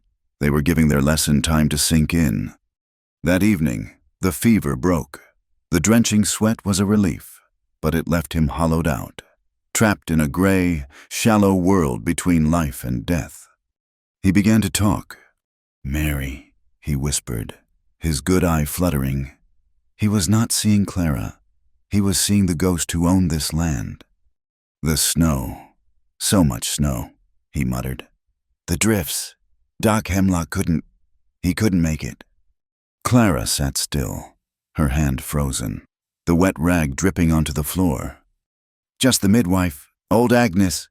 He tried to shake his head, a movement that sent a spasm of pain through him. She was scared. I could see it. She said the baby was turned. She said, Mr. Cole, it's a hard choice. His voice was a dry rattle, the sound of a man confessing to an empty room. Mary, she knew she was tearing, the blood. His good hand clenched the blanket. She looked at me. She wasn't crying. She just looked at me. He choked on the words. She said, Save the child, Elias. She told me to, and I nodded. I told Agnes, Save the child. He fell silent, his breath hitching. But it was all wrong. It was all wrong. It took hours. The baby, a boy, he never took a breath. And Mary, by the time he was out, she was gone. So much blood. He was weeping now, dry, silent, racking sobs that shook his broken frame. I did nothing. I let her. I killed her. I killed them both. I never forgave myself. Clara stared at his ruined face. The story settled over her. A terrible, familiar weight. A man bound by a choice he never should have had to make. A man who had buried his own heart on that ridge and had been standing vigil over the grave ever since. She did not offer him platitudes. She did not tell him it was not his fault. She understood, in a way no one else could, what it meant to be defined by a single, brutal moment. She reached out and laid her hand, not on his brow, but on his good hand, covering his clenched, white knuckles. Her touch was firm, grounding. Elias, she said, her voice low and steady. He quieted, his eye focusing on her, seeing her for the first time. Forgiveness is a word for preachers, she said, the words coming to her. hard and clear. It's a luxury. It does not mend a roof, and it does not heal a broken rib. It is a stone you are carrying, and it is drowning you. He just stared at her, his breath ragged. She would not want this, Clara whispered, her grip tightening. She would not want this. This rock, this silence. You don't have to forgive yourself.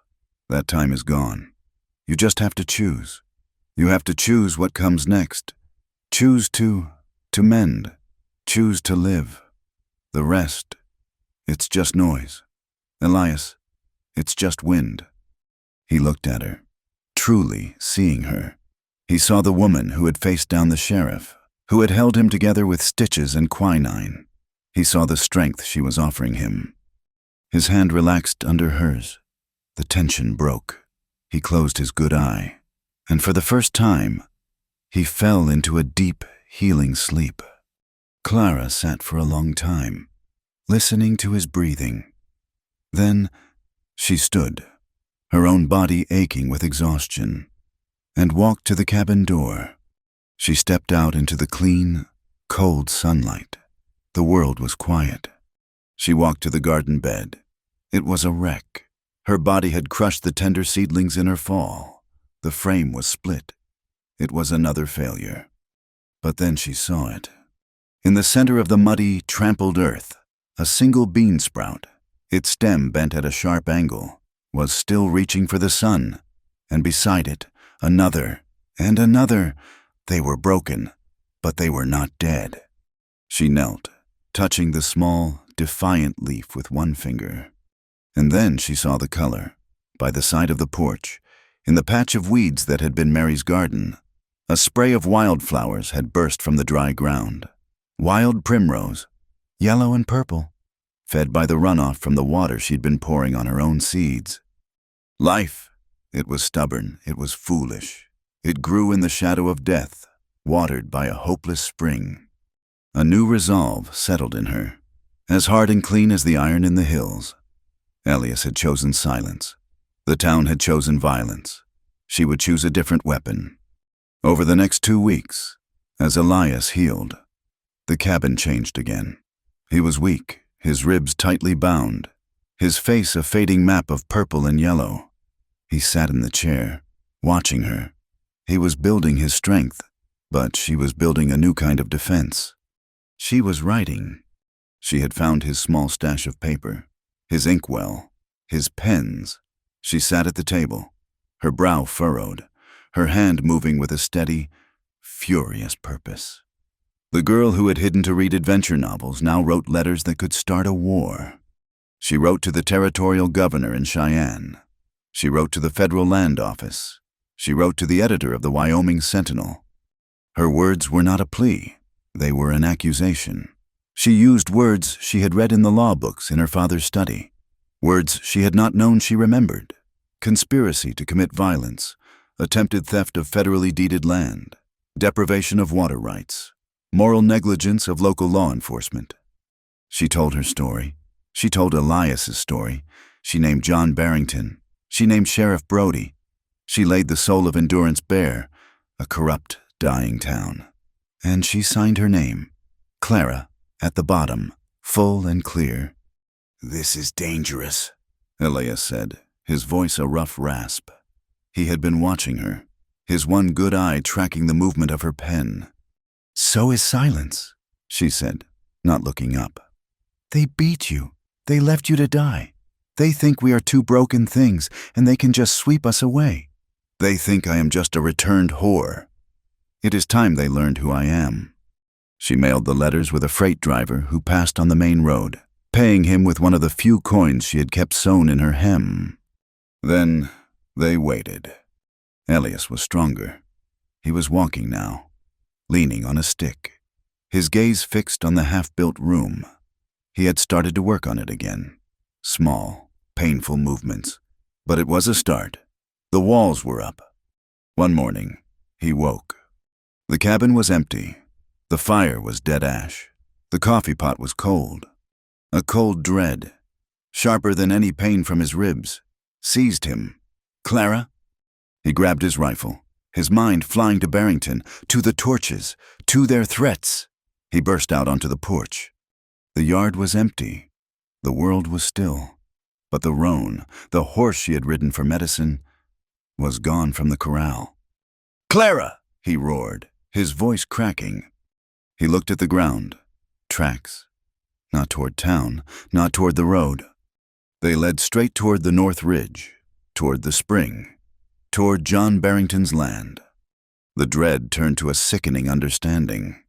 She had not waited for the letters. She had forced their hand. He saddled his own horse, his movements clumsy with pain and panic. Every pull on the cinch sent fire through his side. He mounted, his teeth gritted, and rode. He was halfway to town when he saw the deputy, riding slow. "Elias," the deputy called, his face impassive. "Save yourself the ride. Your woman's in the holding cell." Elias pulled his horse to a halt. "What?" "Trespass," the deputy said, spitting a stream of tobacco. "Found her clear on Barrington's side of the creek line, just standing there. Said she was inspecting the water line. John Barrington's hoppin' mad. He's pressin' charges. Judge Miller's in town, and he's hearin' it right now." Elias stared at the man, but he saw Clara, standing by the water. A deliberate, quiet act of defiance. She had not run, she had not hidden. She had planted herself in the middle of the fight and dared them to move her. He kicked his horse into a run. The land office was packed. It was not a trial. It was a spectacle. The entire town had turned out to see the returned whore finally put in her place. Mrs. Gable was in the front row, her face a mask of sour victory. Reverend Gideon was beside her, his Bible in his lap. In the back, by the door, stood Arthur Dean, his face pale and curious. John Barrington was at the front, his hands on his hips, testifying. "She was on my land, Your Honor, plain as day. Stealin' water, no doubt. This man she lives with, Elias Cole, has been a plague on this county. They are vagrants. They are immoral." Judge Miller, a circuit judge with a gray beard and eyes that had seen too much, looked at Clara. She was standing alone, her hands folded in front of her. She was not crying. She was not afraid. She was just waiting. "Miss," the judge said, his voice tired, "what do you have to say for yourself?" Before Clara could speak, the doors of the courthouse flew open, crashing against the wall. Elias stood in the doorway. He was a terrible sight. His face was a map of yellow and purple bruises. His arm was in a sling. He leaned heavily on a stick, but his eyes were clear. He walked, step by painful step, to the front of the room. The crowd parted for him, their whispers dying. "Your Honor," Elias said, his voice low, but it filled the room. "My name is Elias Cole." He stopped, not beside Clara, but in front of her, facing the judge, placing his broken body between her and the town. "You are here to judge this woman for trespass." He shook his head, a small, pained movement. "You look at her, and you see what Mr. Barrington, what Reverend Gideon, what this whole town tells you to see. A harlot, a returned one, a discarded thing." He turned, slowly, and pointed his stick at Arthur Dean. "That man, in the back, he ordered her, he paid her passage, and when she arrived, he called her damaged goods and left her to die in the street." A gasp went through the room. Arthur Dean shrank back. "You want to know why he called her that?" Elias's voice grew stronger, richer with a rage he had held in for a lifetime. "Because before she came here, she was attacked by her employer. She was shamed. She was hurt. And her own family. They sold her to get rid of her. She came here for a new life, a new start. And what did this town of Endurance give her?" He pointed at Mrs. Gable. "She turned her out into the night?" He pointed to the storekeeper. "He refused to sell her thread." He gestured to the crowd. "Your children threw rocks at her." "And John Barrington," he said, turning to the rancher, who was now bright red. "He calls her the criminal?" Elias touched his own battered face. This is Mr. Barrington's idea of a water dispute. He came to my home at night with 12 men. They held me. They beat me. They threw this woman, to the ground. They crushed her garden, and they swore they would come back and burn my house to the ground, with her in it. He turned back to the judge. She was at that water line, Your Honor, because I was beaten half to death. Because your sheriff, he nodded to Brody, who was staring at the floor, told her it was just a disagreement. She was there because it was the only way to get your attention, the only way to make the law, to make anyone finally look at what is happening in this town. She did not trespass. Your Honor, she was standing her ground. The room was dead silent. The only sound was Elias's ragged breathing. Judge Miller stared at Elias for a long time.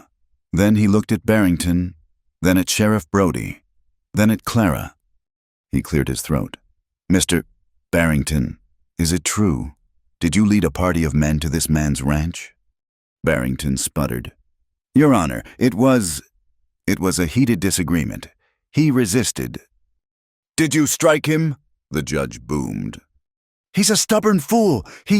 We had to... Silence! The judge's gavel cracked so loud it made Mrs. Gable jump. He looked at the letters on his desk, the ones that had arrived from Cheyenne, forwarded from the governor's office. Miss Clara, he said, his voice softening, you did, by the letter of the law, trespass, and I am a man of the law. Clara's face fell. Elias tensed. However, the judge continued, his voice rising. This court finds that the depravity, the cruelty, and the moral failings of this community are a far, far greater crime, a crime that demands justice.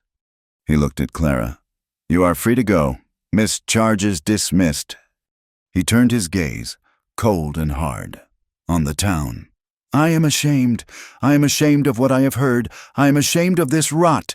Mr. Barrington, I am fining you $500 for aggravated assault, conspiracy, and malicious threats. You will pay it, or I will see you in a federal prison. And I am forwarding these letters. He tapped the papers. To the territorial marshal, with a recommendation for a full investigation into your land claims, and into the conduct of Sheriff Brody. The town was stunned into silence. John Barrington looked like he had been struck by lightning. Elias stood by the door, his body shaking with exhaustion and relief. Clara walked toward him. She moved past the faces of the people who had scorned her, her head high. She stopped in front of him. He held out his good hand. She took it. He helped her down the single step from the courthouse door onto the sun-drenched boardwalk. It felt like stepping into a new world. She looked up at his battered, beautiful face. She looked at the hand that was holding hers, steadying her. You held me, she whispered, her voice thick, the tears finally coming. But they were not tears of pain. That first night, in the cabin, when no one else would. Elias looked down at her, his one good eye clear and fierce. I still am, he said. He did not let go of her hand. He helped her toward the horse, and they turned their backs on the town, together. The ride home from Endurance was silent, but the silence was new. It was not the heavy, suffocating silence of shared grief. It was the vast, empty quiet of exhaustion, the stillness after a fever has broken. Elias drove the wagon, his body a rigid line of pain, his bandaged hands light on the reins. Clara sat beside him, her back straight, her hands folded in her lap. She was not the same woman who had ridden into town. She had not won a fight. She had simply refused to lose. They arrived at the ranch. The yard was still scarred from the fight. The new room Elias had been building stood half-finished, its raw, wooden bones exposed to the sky. Her garden, her small, defiant patch of green, was a ruin of broken stems and churned mud. They looked at the destruction. It was their land. It was their home. First, Elias said, his voice a raw rasp, We fixed the garden." He was in no shape to work, his ribs aching with every breath, but he took the broken frame of the garden bed and, with slow, painful movements, he began to mend it. Clara knelt in the dirt, her fingers gently straightening the bent seedlings, tamping the earth around their roots. They worked without speaking, a man and a woman rebuilding a small patch of dirt. And it was a vow. The news of the trial spread across the high plains faster than a prairie fire. The judgment against John Barrington, a man who had been the law in that valley for 20 years, was a shock. The fine was secondary. The investigation by the territorial marshal was what mattered. The balance of power had shifted. The ranch began to change. The first arrival was not a threat. He was an old man, gaunt and weathered, with one leg missing below the knee. He stumped into the yard on a crude peg, his eyes watery. "Heard you stood up to Barrington," the old man said to Elias, who was sitting on the porch, oiling a harness. "Heard you spoke up in court. Heard this place. Ain't hostile." "What do you want, old man?" Elias asked, his voice not unkind. "Name's Silas. Fought at Shiloh. Lost the leg. Can't ride. But I can. I can mend tack. I can whittle. I need a roof. I can work." Elias looked at the old man, a broken piece of a forgotten war. He looked at Clara, who was watching from the doorway. She nodded. "Once." "The bunkhouse," Elias said, gesturing with his chin. "Cot's empty. There's a pile of harnesses in the barn needs mendin'." Silas was the first. A week later, 2 women arrived in a broken-down wagon. They were sisters, widows who had lost their homestead to a bank in Cheyenne. They had heard of a ranch where a woman's word was heard. They offered to cook, to clean, to do laundry for the men. Elias looked at the bunkhouse, which was already housing Silas. He looked at the half-finished room he had been building for Clara. "The room ain't for me, Elias," Clara said, her voice quiet. "It's for them." So the bunkhouse, once Clara's cold prison, became the men's quarters.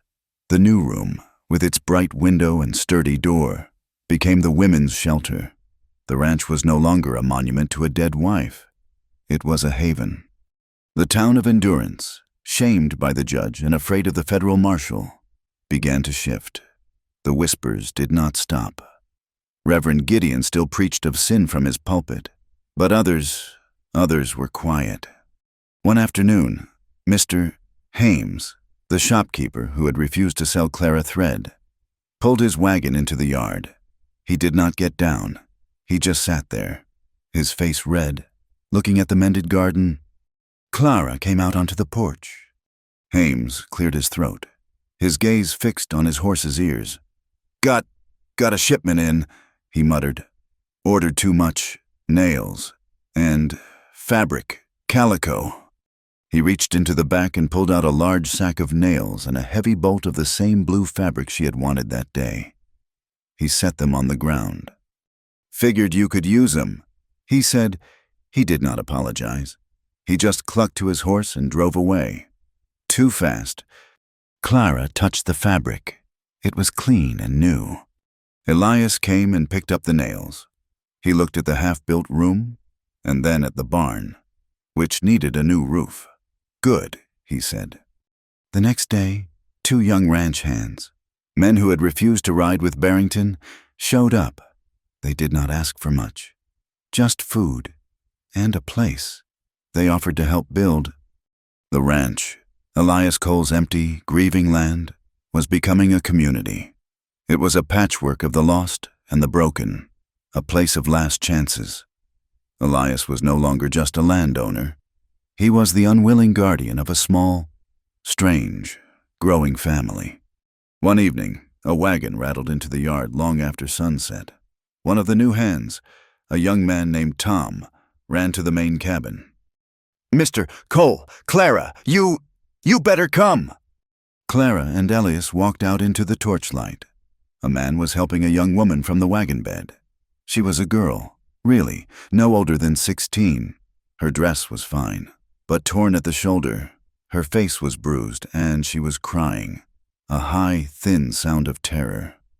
"Found her on the road to Cheyenne," the man explained, his face grim.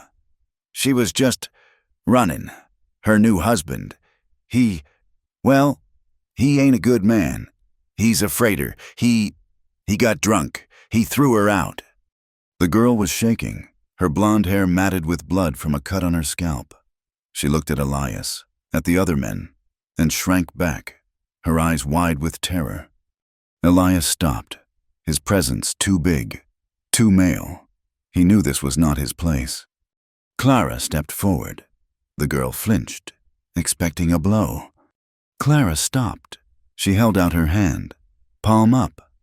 "My name is Clara," she said, her voice the one she used to calm a spooked horse.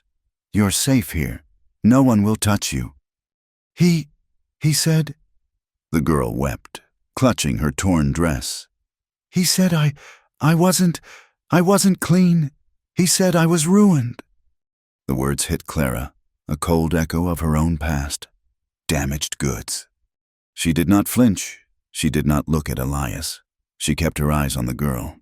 She had been this girl, but she was not anymore. "You are not ruined," Clara said, her voice fierce, but low. "You are hurt. There's a difference." She took the girl's arm, gently. "Come inside. I'll get some warm water. We have a room for you, with the other women." The girl looked at her, a desperate, dawning hope in her eyes. Are you—" "Yes," Clara said, leading her toward the new room. "I am, and I was, and I am telling you—" She stopped and turned, making sure the girl was listening. "You're not alone here." She took the girl inside, and the sound of her quiet, competent voice replaced the girl's sobs. Elias stood in the yard, watching the light in the window of the women's room. He was no longer the sole protector. She was. Life settled into a hard, productive peace. The federal marshal came, asked questions, and left. John Barrington sold his land for pennies on the dollar and disappeared. The drought broke. One day, a fine, black carriage pulled into the yard. A man in a tailored suit from Cheyenne stepped out, his boots polished. "Mr. Elias Cole?" he asked, his voice smooth. "I'm Cole," Elias said. He and Clara stood on the porch, a silent, united front. "I represent a consortium of investors from the East," the man said, smiling. "We have heard, through the governor's office, of your troubles and of your victory. Your land, sir, with its proven spring, has become extremely valuable. We are prepared to offer you $5,000 in gold." Clara gasped. It was a fortune. It was enough to leave, to start over anywhere, to be rich. The man smiled, sensing the sale. $5,000, a new life, away from this. He gestured to the bunkhouse, to Silas sunning himself on the steps, to the children of the widow who were playing in the dirt. Elias looked at the life he had built from his grief. He looked at the mended garden, now overflowing with beans and squash. He looked at the bunkhouse, which smelled of fresh-cut wood. He looked at Clara, at her strong hands, at the peace in her face. He had been offered money for his land before, when it was just a grave. Now, he was being offered money for his home. "It ain't for sale," Elias said. The man's smile faltered. "Sir, perhaps you misheard. 5,000. "I heard you," Elias said. "The land ain't for sale. You best be on your way." The man left, sputtering about fools and lost opportunities. Clara watched him go, and she felt nothing. She had everything she wanted right here, on this patch of dirt. The past, however, had one last piece to deliver. The mail rider, a new, younger man who now stopped at the ranch as a regular part of his route, brought a letter. It was not addressed to Elias. It was addressed to Miss Clara. She recognized the handwriting. It was her mother's. She opened it with trembling fingers. Elias sat at the table, watching her. It was not a long letter. It was not an apology. It was a cold, stark accounting of town gossip. This neighbor had died. This one had married. And then, one sentence, buried in the middle. Mr. Silas Croft passed on. He had a sudden affliction of the heart and died at his desk. His wife is in full mourning.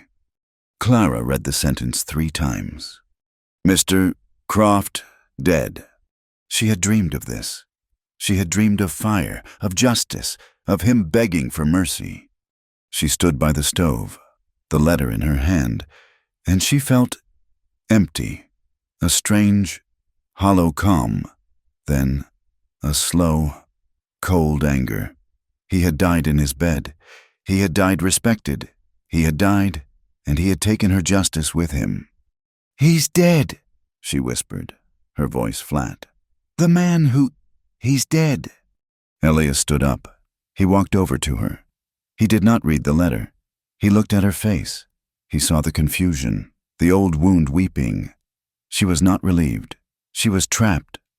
"He's dead," she said again. "But I still feel him." Elias put his hand out. She gave him the letter. "It's done," he said, his voice low.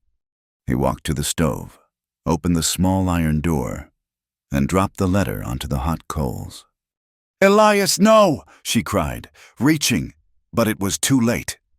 The paper curled, blackened, and flared bright orange. They stood together, watching it burn, watching her last tie to her old life turn to ash. "Let the past rot where it fell," Elias said. "It has no claim on you. He has no claim on you." The smoke curled up the stovepipe, and she was, for the first time, truly, finally, free. The summer was hot, but the spring held. The ranch was thriving. The garden was a wild tangle of vegetables and the wildflowers that had seeded themselves, a riot of yellow and purple. Clara was different. The deep, internal ache that had been her shadow for so long was gone. But a new feeling had taken its place, a tenderness in her breasts, a sickness in the mornings that she hid from Elias, blaming the bacon grease. And then, a terrifying, impossible realization. She was late. She counted the days. She counted them again. It was impossible. The doctor, damaged, might never bear children. It was a cruel joke. The new feeling was not just sickness. It was an ache, a low, pulling, deep ache. But it was not the ache of her old injury. It was the ache of life. She was terrified. She thought of Mary, childbirth, the blood, the baby who never breathed. She thought of the doctor's words. She was a broken vessel. She could not hold this. It would kill her. That evening, she could not sit in the cabin. She could not breathe. She walked. She walked past the barn, past the bunkhouse, and up the low slope, toward the ridge. She walked until she stood before the single weathered wooden cross that marked Mary Cole's grave. The sun was setting, bleeding orange and violet across the sky. She heard his footsteps. Elias, he had followed her. He stood beside her, his solid presence a comfort, but she could not look at him. "You're far from the house," he said, his voice quiet. "I needed air." He was silent. He watched her profile, the fear she could not hide. "Clara," he said, "what is it?" She turned to him, and the terror she had held inside broke free. Her eyes were wide, her hands twisting at her waist. "Elias," she whispered, I am late. My monthly, it has not come." He stared at him, his face unreadable. "And I ache," she rushed on, the words tumbling out. "Down there. But it is a different ache. It is full, and I am sick. Every morning." She grabbed his arm, her fingers digging in. "Elias, I am scared. The doctor, he said I was damaged. He said I could not, and And Mary. She looked at the grave, at the ghost that had lived between them for so long. You told me, the baby, the blood. What if I am, what if it? She could not say it. What if it kills me? Elias's face, which had been so calm, fractured. He was not thinking of Mary. He was thinking of Clara. He was thinking of the blood. He was terrified. His hands, the hands that had stitched her boots, that had held her while she wept, were trembling. He did not speak. He did just one thing. He knelt. He knelt in the dirt, at her feet, at the grave of his first wife. He was not praying. He was lowering himself, making himself small, meeting her at the level of her terror. He reached out, his trembling hands not touching her, but hovering over her stomach, a gesture of pure, fearful reverence. "Clara," he whispered, his voice thick, his own fear raw and exposed.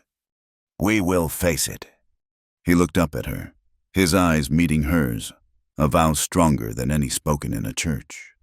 "Whatever comes," he said, "the doctors, the fear, whatever it is, you will not be alone. We will face it together." She sank to her knees with him, and he pulled her against his chest, his arms holding her so tightly she could barely breathe. A few days later, Elias came to her with a small, carved wooden box. "We need to bury the rest of it," he said. She understood. They walked, not to the grave on the ridge, but to the garden. He opened the box. Inside, he placed a single, small ring, carved from a piece of smooth, white bone. It was not a proposal, it was a promise. Clara went into the cabin. She came back with two things: a small scrap of her old, ruined calico dress, the one she had arrived in, and the letter, the original, unopened marriage contract from Arthur Dean. She placed them in the box, the scrap of the woman she had been, the promise of the life that had been a lie. Elias placed the bone ring on top of them. Together, they dug a hole, not in the barren earth, but in the corner of the garden. At the feet of the wild primroses, they buried the box, a funeral for the ghosts that had haunted them. The garden grew wild behind them, a tangle of life, of food, of defiant color. The sun was high and warm. Clara stood on the porch, barefoot, the packed earth cool under her feet. She was watching the children play, watching Silas and Elias mend a fence. She was no longer waiting. She was no longer running. She heard his steps behind her. She did not need to turn. Elias came and stood behind her. He did not speak. He just wrapped his arms around her, his large, rough hands coming to rest gently, possessively, on her stomach, over the new life, over the new ache. She leaned her head back against his chest, his heart beating a steady, slow rhythm against her shoulder. They stood there for a long time, watching the sun move across their land.